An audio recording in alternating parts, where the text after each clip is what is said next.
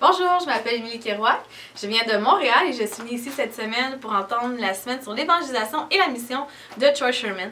Un peu ce qu'il nous partageait cette semaine, c'est qu'il est important de partager qui Dieu est dans le monde, un peu cette idée d'aller et de faire connaître Dieu, mais qu'on n'a pas besoin de nécessairement aller dans d'autres pays. On n'a pas nécessairement besoin d'être impliqué à temps plein dans le ministère pour partager qui Dieu est. Et qu'il est important de partout où on est de le faire dans un contexte d'amour. On peut parler de Dieu, on peut le faire connaître aux autres par de l'amour qu'on a pour nos prochains.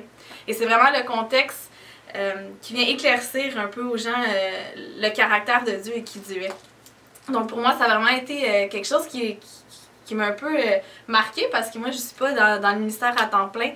Je ne suis pas missionnaire, je suis étudiante à l'école à Montréal.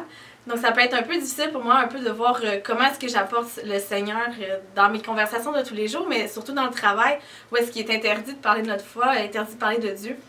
Mais vraiment d'avoir cette idée que je peux aimer les autres, aimer mes prochains, aimer ceux avec qui je travaille, ceux que j'aide, parce qu'à travers l'amour que je donne pour mon prochain, ils peuvent reconnaître le caractère de Dieu. Ça peut soit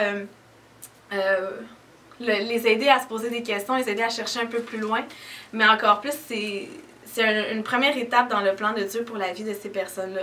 Il donnait cette image d'un clou qu'on frappait, et si on frappe le clou 100 fois, et au 100e coup, c'est là que le béton se craque. Quel coup a été le plus important pour que le béton craque?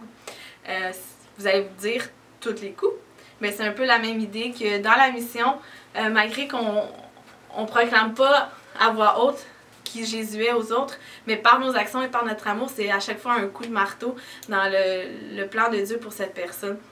Donc c'est vraiment de vous encourager à continuer à pousser, peu importe dans quelle sphère de vie vous êtes, que ce soit avec votre famille, que ce soit avec vos collègues au travail, que ce soit à l'école, que ce soit dans la rue. Vraiment, partagez l'amour de Dieu. Et à travers ça, vous ne savez pas ce que Dieu peut faire, mais vous faites vraiment partie du plan de Dieu pour ces personnes.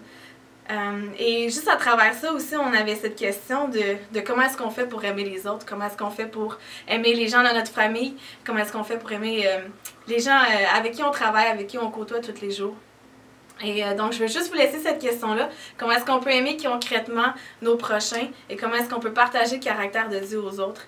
Et donc, oui, c'est ça. Je veux juste vous encourager là-dessus. Je vous remercie de m'avoir écouté. Et n'oubliez pas que Dieu vous aime et qu'il veut se faire connaître aux autres et que vous êtes un outil dans ses mains.